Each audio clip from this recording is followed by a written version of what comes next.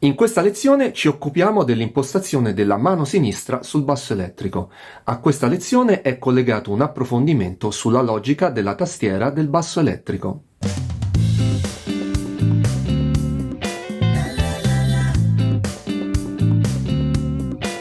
Ciao a tutti, benvenuti e grazie di essere ancora una volta in mia compagnia. Premetto che questa lezione sarà un pochino più lunga delle precedenti perché ci sono tante cose da dire. A questa lezione è collegato un esercizio in 3 versioni, dunque avremo ben 3 video per esercitarci sui concetti che acquisiremo quest'oggi. Inoltre non mancherà il consueto approfondimento, questa volta sulla logica con cui è concepita la tastiera del nostro basso elettrico. Vi consiglio di guardarlo perché faccio dei nessi e delle relazioni anche con altri strumenti che credo e spero saranno utili per la comprensione generale. Nella scorsa lezione abbiamo visto come impostare la mano destra sul basso elettrico. Nella lezione di oggi andiamo a vedere come impostare la mano sinistra. Anche in questo caso cercheremo di farci guidare dal buon senso, sempre ispirandoci al principio secondo cui meno spingeremo il nostro corpo ad assumere posizioni forzate, meglio sarà per noi e per il prosieguo del nostro studio e della nostra attività come bassisti. E dunque, similmente a come abbiamo fatto per la mano destra, poggiamo la mano e l'avambraccio sinistro sulla gamba, cerchiamo di rilassare la muscolatura e osserviamo l'atteggiamento che assumono le dita. Ovviamente, come nel caso della mano destra, anche la nostra mano sinistra a riposo assume questa postura con le dita curvate.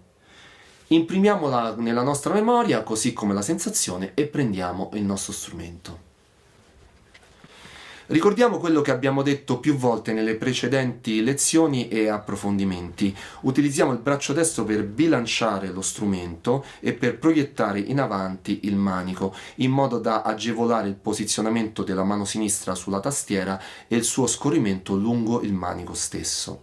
Ricordiamo inoltre che quanto più ci sposteremo verso il registro acuto, tanto più divaricheremo lo strumento da noi. Al contrario, quanto più ritorneremo verso il registro grave, tanto più richiameremo lo strumento verso di noi. Ora abbiamo l'imbarazzo della scelta su dove posizionare la mano.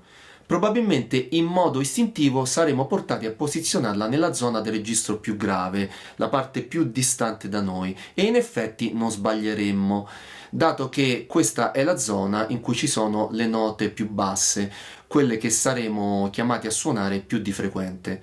E dunque proviamo. Teniamo a mente la posizione che le nostre dita avevano assunto poco fa quando abbiamo rilassato la mano e l'avambraccio sulla gamba e cerchiamo di riprodurla ora che ci troviamo ad affrontare il manico e la tastiera. Posizioniamo la mano nel modo più naturale possibile. Il pollice dietro al manico probabilmente tenderà a mantenere un allineamento con il dito indice e per il momento non forziamolo ad assumere altre posizioni. Quello che adesso dovremmo ottenere è una corrispondenza tra le dita e i tasti sottostanti. Quale principio adottare per ottenere questa corrispondenza? Bene, prima di rispondere a questa domanda facciamo qualche osservazione. Come si vede, lasciando le dita rilassate, andiamo a coprire una porzione di tastiera corrispondente a circa 3 tasti. Questo già ci indica un possibile assetto che non ci affatichi troppo, cioè avere 4 dita raggruppate su 3 tasti. Ma il fatto di avere 4 dita utilizzabili sulla tastiera potrebbe suggerirci di distribuirle più equamente e ottenere una corrispondenza dito-tasto più conveniente da un punto di vista tecnico, almeno in linea di principio, e avere perciò 4 dita su 4 tasti anziché 4 dita su 3 tasti. E dunque, quale tra questi 2 assetti può essere considerato corretto? In realtà lo sono entrambi, a condizione che si utilizzino nel giusto contesto. In questo senso possiamo arrivare ad affermare che nessun assetto, anche il più strano, istintivo e addirittura sgraziato, può essere considerato sbagliato, basta che abbia un senso e venga utilizzato quando è davvero necessario.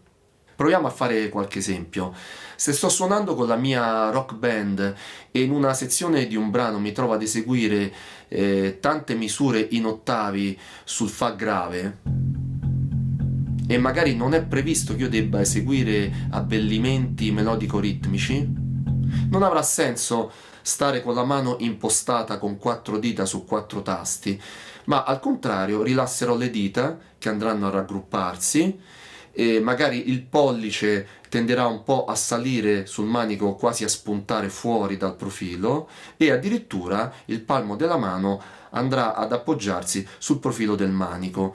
Si tratta ovviamente di una posizione che mi blocca, quindi una posizione probabilmente scorretta, ma se io ne sono consapevole potrò utilizzare questa sezione del brano per riposarmi e riservare le energie per brani più impegnativi. Altro esempio, se col mio gruppo blues mi trovo a suonare una tipica linea di basso,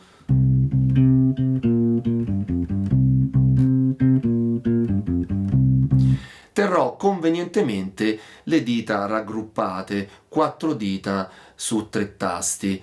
In questo modo sarò più rilassato e oltretutto avrò il feeling più appropriato per il genere musicale. E ancora, se mi trovo ad eseguire dei glissati tipici della disco music degli anni 70, ma anche della musica da ballo dei decenni successivi, oltre che del funk, intendo dire cose di questo tipo. Ecco, probabilmente lo farò utilizzando la parte laterale dell'indice che scorre lungo il profilo del manico, utilizzandolo come una sorta di binario, mentre le dita in qualche modo schiacciano le corde, e farei questo allo scopo di non perdere il contatto con le corde stesse, cosa che probabilmente accadrebbe se lo facessi avendo come punto di contatto solamente la punta delle dita. Se invece ci troviamo ad eseguire un passaggio di un noto brano di Armando Chick Corea,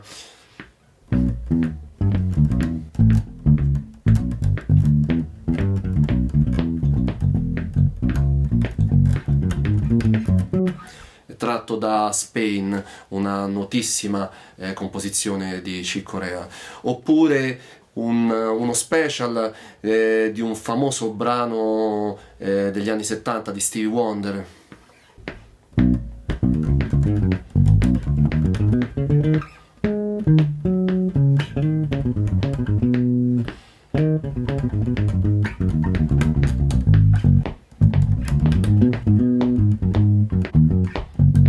Ecco, per suonare questo genere di cose sarà necessario avere un assetto, come dire, un po' più sportivo e avere dita ben reattive e pronte letteralmente a saltare sulle note che devono essere suonate. E dunque, se è vero che distribuire 4 dita su 3 tasti ci permette il massimo della rilassatezza con una tensione praticamente pari a 0, è anche vero però che una corrispondenza di un dito per tasto, cioè 4 dita su 4 tasti, ci dà un maggior controllo sotto il profilo tecnico e si rivela strategica in moltissime situazioni. Il problema è che questo modo di dislocare le dita tende a mettere alla prova tutto il sistema comprendente dita, palmo della mano e polso, perché richiede un vero e proprio stretching della mano, stretching che peraltro viene eseguito sotto sforzo in quanto nel frattempo le dita stanno premendo sulle corde. Inoltre questo assetto può essere facilitato o meno da fattori specifici personali, la scioltezza delle articolazioni, dei legamenti, della muscolatura, la lunghezza delle nostre leve, dita e braccia e la nostra forza fisica. Per nostra fortuna la fisica acustica fa sì che spostandoci verso il registro acuto del nostro strumento i tasti si restringano e sia perciò più agevole distribuire le dita sui tasti. Dunque, per cominciare davvero a mettere la mano sulla tastiera e dare il via ad un primo esercizio, spostiamoci e andiamo a posizionare il mignolo sul 12° tasto della corda Sol. Il 12° tasto è quello con i 2 puntini e conseguentemente le altre dita sui tasti a seguire. Facciamo bene attenzione a posizionare le dita a ridosso delle barrette di metallo, cosa molto importante, scopriremo poi il perché. Anche in questo caso lasciamo che il pollice dietro la tastiera assuma la propria posizione naturale. Eseguiamo tutta questa operazione cercando di mantenere la mano più rilassata possibile. L'idea è quella di tenere le dita a contatto con la corda, ma senza premere, cioè senza portare la corda a contatto con la tastiera. Una volta ben distribuite, esercitiamo una lieve pressione su tutte e 4 le dita, portando perciò la corda a contatto con la tastiera. Ripetiamo questa operazione un po' di volte e quando sentiamo la necessità di riposarci, stacchiamo la mano dalla tastiera e mettiamola a riposo lasciando penzolare il braccio lungo il nostro fianco. La mano destra in tutto questo non interviene, semplicemente rimane poggiata con le dita sulle corde, se vogliamo, mentre il braccio svolge la sua funzione di bilanciamento. In pratica con questo esercizio non emettiamo suoni. Quando ci sentiamo pronti, ripetiamo tutta l'operazione sulla corda successiva, cioè la corda Re. Dunque andiamo a posizionare le dita, senza premere. Quando le abbiamo posizionate, andiamo a premere sulla corda portandola a contatto con la tastiera. Qualche secondo e poi rilassiamo, mantenendo le dita in posizione. Eseguiamo ancora una volta e così via. La stessa cosa la ripeteremo sulla corda La, dunque dita ben distribuite a contatto con la corda. Quando siamo pronti premiamo e poi rilassiamo e poi premiamo ancora e poi rilassiamo. L'importante è esercitare la stessa pressione con tutte e quattro le dita. Poi ci spostiamo sulla corda Mi e ripetiamo ancora una volta la stessa operazione. Dita a contatto con la corda, senza premere e ben distribuite. Quando siamo pronti andiamo a premere. Stessa pressione su tutte e quattro le dita e poi rilassiamo. Arrivati a questo punto ci spostiamo indietro di un tasto, dunque ci troveremo col mignolo sull'11° tasto e l'indice sull'8°. E rifacciamo tutto il percorso a ritroso. Dunque premiamo con le quattro dita sulla corda Mi, poi allentiamo, premiamo, allentiamo, poi cambiamo corda, andiamo sulla corda La, posizioniamo bene le dita e andiamo a premere.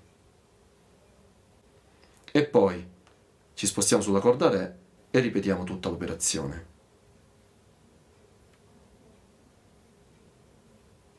E poi sulla corda Sol e ancora ripetiamo tutta l'operazione.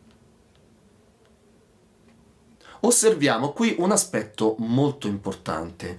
Quando andiamo a posizionare le dita sulla prima corda, la corda Sol, quella più acuta, notiamo che mantengono una loro rotondità e vanno ad agire sulla corda con la punta. Man mano che ci spostiamo sulle corde più gravi, ecco che le dita esterne, cioè l'indice e il mignolo, tendono ad allungarsi e ad agire sulla corda più con il polpastrello che con la punta, mentre le dita interne, medio e anulare, continuano ad agire sulla corda con la punta e a mantenere una loro rotondità. Questo aspetto si nota ancora di più se ci spostiamo nel registro grave. Qui si vede molto bene come le dita esterne, indice e mignolo, lavorano in totale allungamento e agiscono sulla corda col polpastrello. L'indice tende ad agire quasi di profilo, ma questo dipende un po' anche dalla forma della mano di ciascuno di noi, mentre le due dita interne, medio e anulare, continuano ad agire di punta e a mantenere una loro marcata rotondità. Inoltre, il fatto che l'indice tenda il più delle volte a diteggiare con il polpastrello e non con la punta lo rende fondamentale nello string muting, la funzione che abbiamo visto nella scorsa lezione parlando della mano destra e che in relazione alla mano sinistra è demandata appunto all'indice. Infatti l'indice, sia che stia diteggiando, sia che rimanga passivo in quanto sta diteggiando un altro dito, tende comunque a rimanere adagiato sulle corde, in particolare le due corde acute, il Sol e il Re, impedendo loro di fatto di mettersi a vibrare accidentalmente. Tornando all'esercizio, per una maggiore regolarità suggerisco di eseguirlo alternando pressioni della durata di 4 secondi con riposi della stessa durata. Proviamo adesso ad eseguirlo con l'aiuto di un metronomo impostato a 60 battiti per minuto. Di fatto, in termini musicali, sarà come avere una misura da 4 quarti in cui premiamo sulla corda e una misura da 4 quarti in cui ci riposiamo. Andiamolo a vedere. Il metronomo è partito, contiamo 4 e iniziamo l'esercizio. 1, 2, 3, 4, giù sul Sol, 2, 3, 4, su e ci spostiamo sul Re,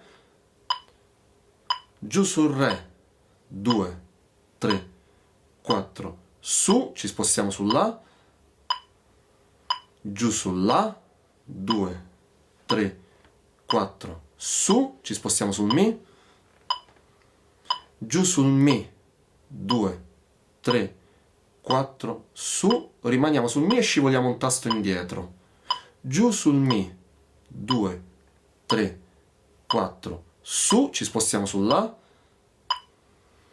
giù sul La, 2, 3, 4, su, ci spostiamo sul Re, giù sul Re, 2, 3, 4, su, 2, ci spostiamo sul Sol, giù sul Sol, 2, 3, 4, su, rimaniamo sul Sol, scivoliamo un tasto indietro, giù sul Sol, 2, 3, 4, su, ci spostiamo sul Re, 3, giù sul Re, 2, 3, 4, su, ci spostiamo sul La, giù sul La, 2, 3, 4, su, ci spostiamo sul Mi, giù sul Mi, 2, 3, 4, su, rimaniamo sul Mi scivolando un tasto indietro, giù sul Mi, 2, 3, 4, su, 2, ci spostiamo sul La, giù sul La, 2, 3, 4, su, ci spostiamo sul Re, giù sul Re, 2, 3, 4, su, ci spostiamo sul Sol, giù sul Sol, 2, 3, 4, su, rimaniamo sul Sol scivolando un tasto indietro e così via. Come avrete certamente intuito, man mano che scivoliamo lungo il manico verso il registro grave, le nostre dita tenderanno a divaricarsi e in effetti questo è lo scopo dell'esercizio. Tuttavia evitiamo assolutamente di forzare, soprattutto in questa fase iniziale dello studio. Risulta qui necessario, oltre che doveroso, mettere in evidenza due tra i principali nemici di tutti coloro che suonano strumenti a corde: lo stretching prolungato e lo sforzo isometrico prolungato. Infatti, tra i maggiori problemi che affliggono i bassisti, i chitarristi e molti di coloro che suonano strumenti a corde, ci sono quelli provocati da una prolungata divaricazione delle dita e da una pressione continua sulla tastiera. Questo accade tipicamente quando si studiano nuove tecniche o passaggi di brani particolarmente impegnativi.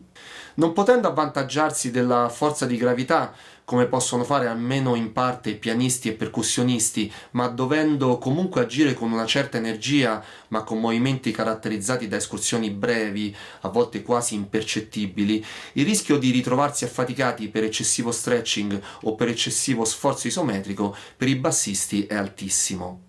E se questo si verifica in modo ripetuto, nel tempo può dar luogo a problematiche fisiche che presto o tardi ci bloccheranno totalmente. Dunque ecco alcune raccomandazioni. Evitare di suonare a freddo, ma al contrario preparare la muscolatura di spalle, braccia, mani e dita all'attività. Un buon esercizio, soprattutto nella stagione fredda, è quello di effettuare delle circonduzioni delle braccia per facilitare la circolazione sanguigna nei distretti più periferici, per meglio ossigenarli, rendendoli più pronti all'azione. Rivedere sempre la propria tecnica esecutiva e cercare quella che abbia minore impatto sulla postura e che in generale richieda meno fatica. Effettuare frequenti pause, più frequenti e prolungate, quanto più ciò che stiamo suonando risulti impegnativo. Far respirare la muscolatura durante l'azione, cercando dei micro riposi tra una nota e l'altra.